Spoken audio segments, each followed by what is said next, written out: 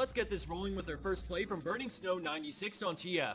Things are neck and neck, but TF is trying to pull off a cheeky X-Spec A while his team holds mid. The enemy team are onto his tricks and Wukong's already waiting at their nexus, but he goes for it anyways and Wukong springs into action. He gets jumped on while looking for the gold card, but while this is happening, his team is getting rocked, so he needs to pull this off. He kites around the nexus while using Lich Bane until he needs to flash, but then lead speeds in and he just barely finishes it off right before meeting certain death.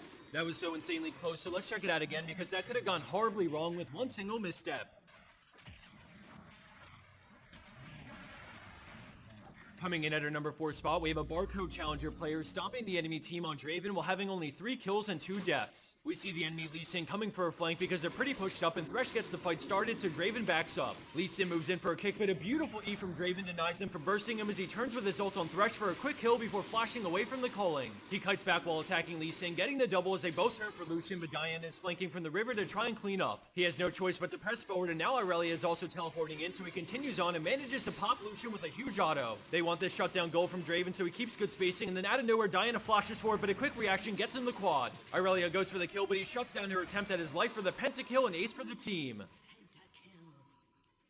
Our number 3 play comes from another challenger level game with Pansar Dragon on Evelynn. This guy creates a lot of great content, so I'll annotate to his YouTube channel if you want to check it out when the video ends. He jumps on the enemy town, but the guy slowly makes his way over to the wall, flashing over to more players on blue team. Evelynn falls through with her ult and they pick up the kill, but now we see how outnumbered they are and Diana is coming from the river to cut them off. He decides to go for Ezreal, slowing him with Rylai's, and despite the flash, the slow allows Tristana to walk in range for the quick kill, but then Evelynn gets left behind. The enemy team continue to chase and there's a pink ward in the brush, so by the time he realizes that, he knows he can't escape anymore and has to turn to fight. Shen ults and he pops Nidalee, queuing for the slow while kiting around Diana, and then Shen taunts her away, but look at how much damage Evelynn gets on Janna, knowing the limits so well, and then he dodges Crescent Strike as his team cleans up Diana. Great knowledge of limits and teamwork allows this turnaround to happen when things were looking grim.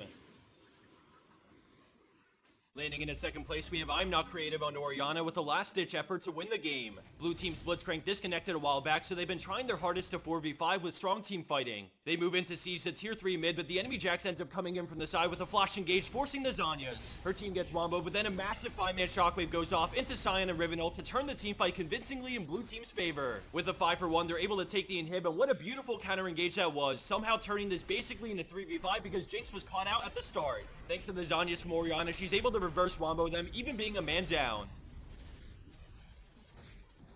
And for number 1 pro play for this week, we have Rhino Chaos on Azir, who comes up huge in a fight at Baron. The enemy team are zoning them away from the pit, but they need to do something because they're taking Baron down fast and 2 members of blue team are dead. Riven works her way in and Azir finds an angle to poke with the soldiers while respecting their front line. The enemy team are turning on Riven, but Azir starts cleaving with the soldiers, flying in and pushing them back with an amazing wall as he shreds them and steps back to dodge Ahri's orb before returning to attack. He finishes off Lucian for the quad, but then Ahri gets pushed away by Tristana, so he tries to cut her off, but she's not there, so he decides to try and find out where she's recalling. Luckily for him, his hunch is right and she's hiding here, but he checks first and then she goes all in, but a great flash dodges the Q and gets him the pentakill, basically 1v5.